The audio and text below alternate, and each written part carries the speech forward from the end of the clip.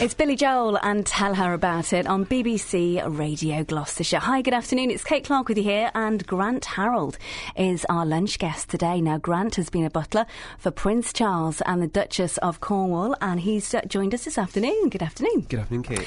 Tell me a little bit about how you became a butler then, because is it something you've always wanted to do? No, I originally wanted to be an actor when I was a lot younger. That was my kind of dream job. And then when I was about 13, 14, the movie Remains of the Day came out, and after watching it I decided that was what I wanted to I'd like to become a butler. So it was either a butler or an actor for a couple of years, and then butlering kind of took over. Yeah. And how did you first get into it? My mother got a job as a housekeeper in an estate in Scotland, and I spent a summer of 97 there. And I got to kind of work with the butlers for a couple of weeks, and really enjoyed it. What is it like having to be at somebody else's beck and call? It is a bit like acting, because you're having to kind of put on this different kind of face. You know, even if you're having a bad day, you've got to kind of be happy and just there to kind of help them out. So. Is it like what we've seen perhaps on television? It is a bit. Yeah, upstairs, downstairs. Yeah, it is a bit. Kind of thing. You know, the Downton Abbey world. It's a bit. It can be very much like that even today. Hasn't changed a lot in that amount of time. It's quite incredible, isn't it? And sometimes do you have to pretend that you are you have deaf ears? You know, because if a conversation's happening in your vicinity. Yeah, you do. There's been a few occasions when I can sometimes switch off when I'm doing a meal. Or a lunch party or something, but you know, it's always I always think it's advised try not to listen, but sometimes you do, and sometimes you might even be tested to see if you've been listening. Once or twice I've been asked by the host or the hostess a question on what they've been talking about, and I've had to judge whether I have heard what they've said or haven't. So and even it's if been diplomatic. Yes, so even if you have heard, you just have to pretend. Pretend that you didn't. Part of being a butler. That is like being an actor, isn't it? It is very much, yes.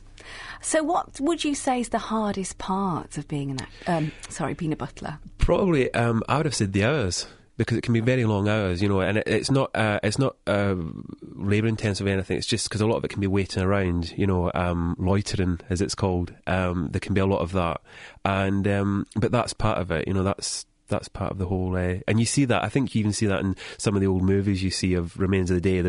You see the footmen kind of waiting around, and that's quite true, because in between meals and things, there's time when you've got time in your hands. So. Yeah, so it's almost like working split shifts then, early in the morning and late at night. Yeah, it can be, and then late at night. But you get used to it. Eventually, you kind of you get used to how it works. Are you allowed many holidays? Do you get 5 weeks off like other people? I used to get over I think it was over 30 days holiday, so it was the same as most other people, so which was good. But that must be difficult then for whoever it is that you're waiting on. Must get so used to you and must get so attached to you that when you're not there for a holiday, somebody else steps in. It can be quite difficult for them, but it then depends. If they've got more than one butler.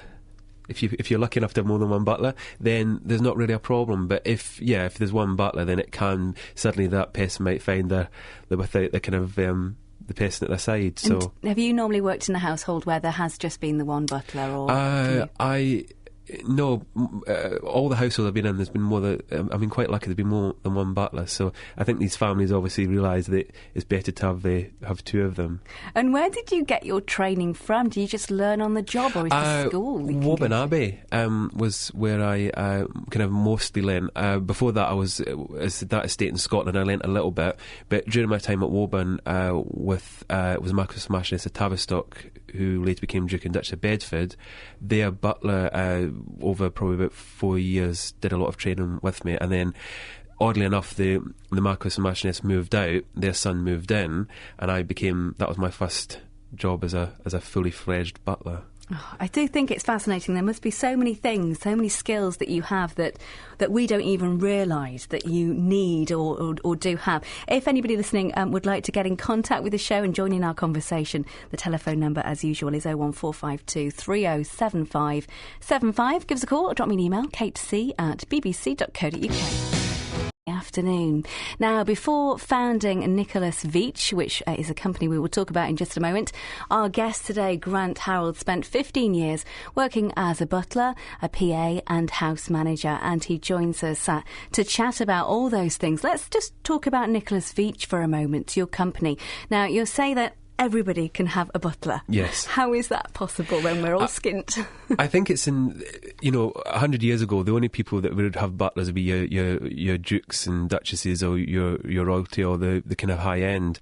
Where today, there's a lot more, even though I know there's recessions going on, but there's a lot more money out there today, and a lot more people can afford a butler, even if it's just for a one-off occasion, even if it's just for a night or a weekend. It's not impossible for everybody. Even we could even have butlers. I suppose we wanted our own butler for a night. So if you hired a butler for one night, you're putting on a really nice event, yes. You want to impress, what kind of price, what's that going to set you back?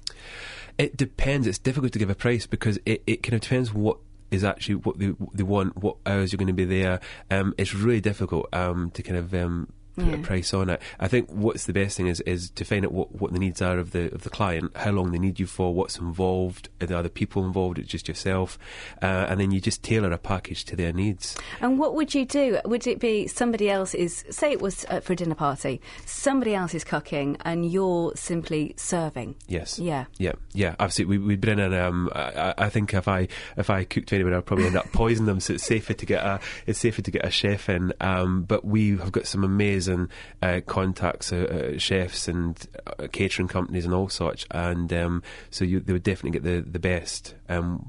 That's part of what Nicholas Veitch can offer is probably the best of the different people in their areas. It's they offer them something unique.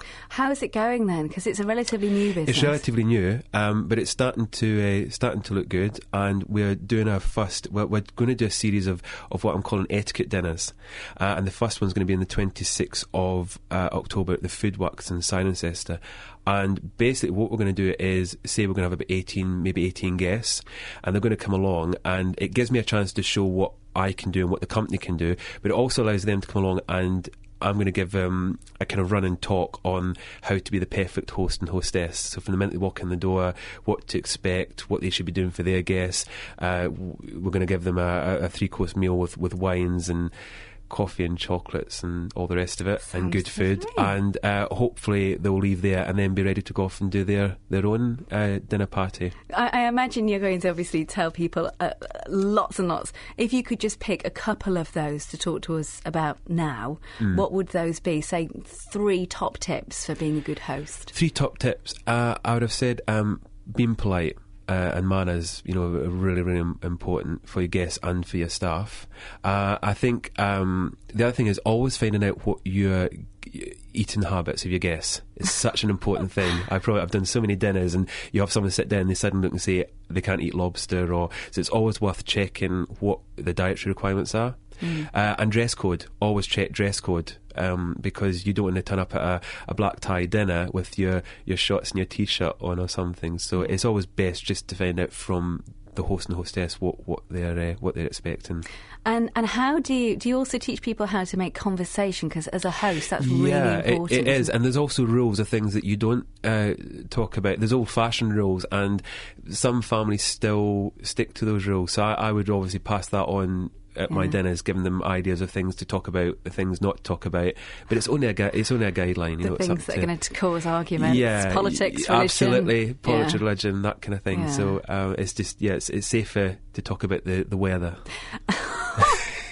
If you want a dinner party that's going to go smoothly, if you want a few bun fights, then that's okay. And what about can the host drink? Can the host get drunk?